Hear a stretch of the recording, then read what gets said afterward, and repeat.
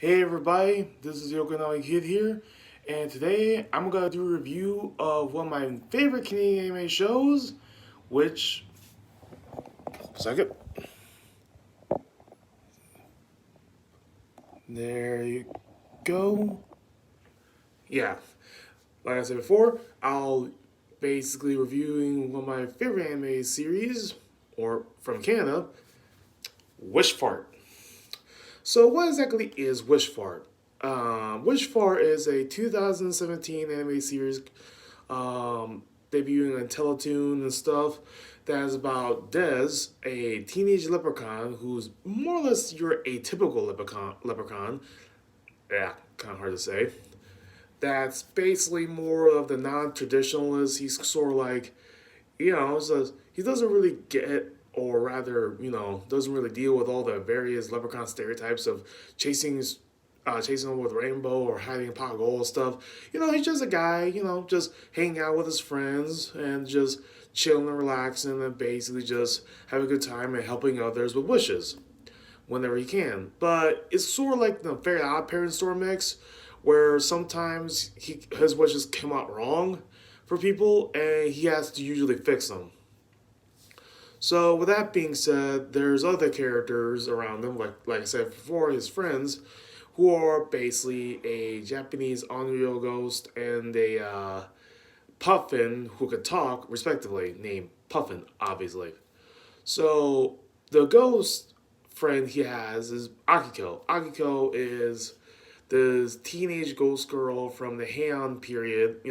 She's roughly around 900 years old.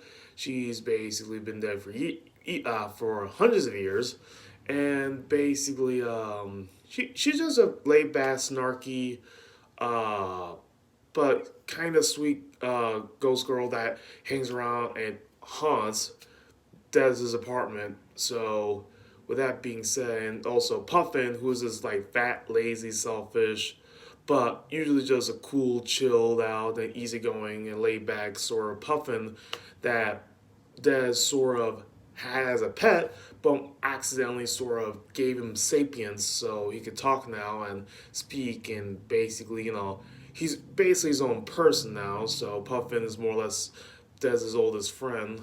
There's also other characters like to mention, like Fireball, which is, I'm gonna guess he's a Nekomata, seeing how he's named Fireball Cat, and he basically has mystical powers and runs a Japanese noodle shop.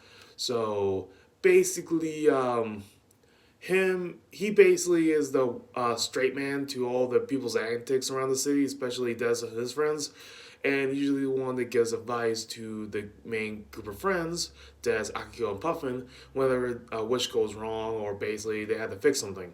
And yeah, he has also the ability to, showcase visions of the future with his mouth. It's sort of like a hellmouth sort of situation. So other characters, like I said, I'm running down a list here, in my mind, is Suni, basically a skater, surfer girl, and mermaid who runs a local comic shop, and Des has a huge crush on her. Your typical like, oh, hapless guy literally falls in love with a pretty girl and stuff. The girl next door and all that stuff. Suni's alright. She's very much laid back, easygoing and stuff. That's typical for like.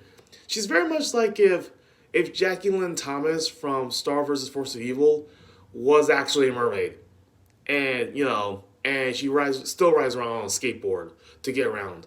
So with that being said, yeah, imagine like Jackie from Star vs.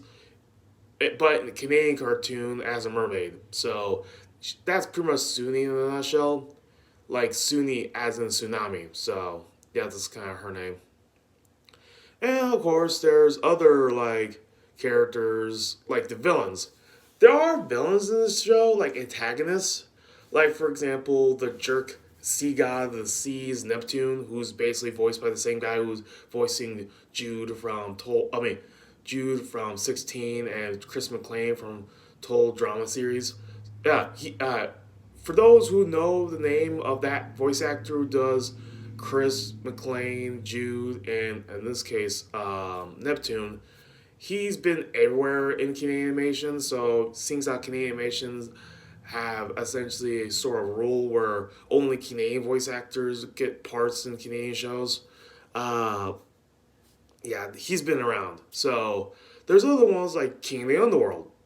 He's just known as King of the Underworld. Of course, his actual name is like Barry. So it's like, okay.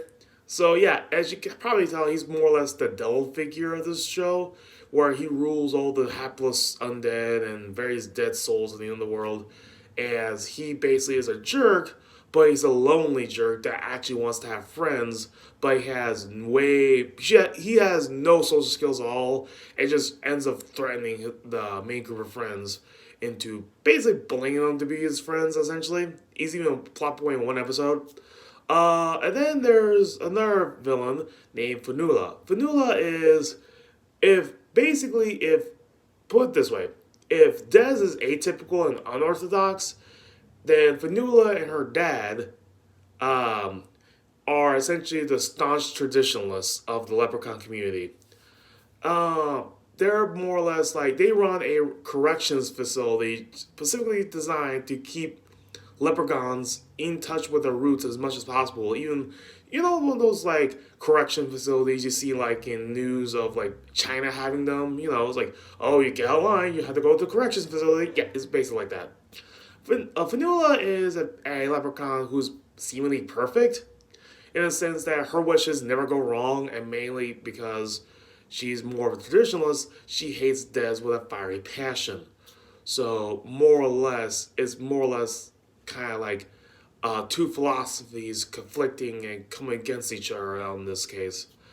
And of course, finally, there's Dez's parents, who are basically Elmar and Clooney. Elmar is basically Dez's mother, and Clooney is his father.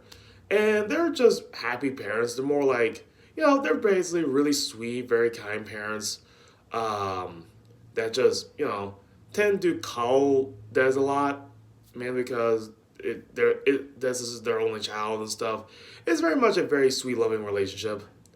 Then there's Dez's Uncle Phil, which, the whole stereotype of leprechauns in fiction being greedy little assholes who just hoard gold and just being selfish. Yeah, his Uncle Phil's basically that and more. He's very much the angry leprechaun trope in this. So there's that. For the most part, this series centers around a city in Canada, fully populated by either A, magical creatures, such as yetis, witches, wizards, leprechauns, ghosts, and other magical creatures around the world in an urban fantasy setting, while also having characters that are affected by Dez's wish granting, such as Puffin, a guy who got turned into a lemon man, a Yeti who's also an old schoolmate of Dez, who basically wanted ice cream forever, but more or less he got that wish by being literally covered in sticky ice cream on his fur, which gave him lactose intolerance, which kind of sucks. So, with that being said, it's a great show. It's a great animated series that is very much looked over by most people, and especially in terms of animation. But it's very fun. It's very smart and not a very funny series. It's not exactly high budget, but it's very well made and well animated compared to other anime shows in Canada. It's very much in terms of like tiers of quality in terms of Canadian animation. This is definitely right up there in terms of good animation, great characterization, great humor, and not to mention just I already said that characterization. But yeah, it's a very great show and very much a worthwhile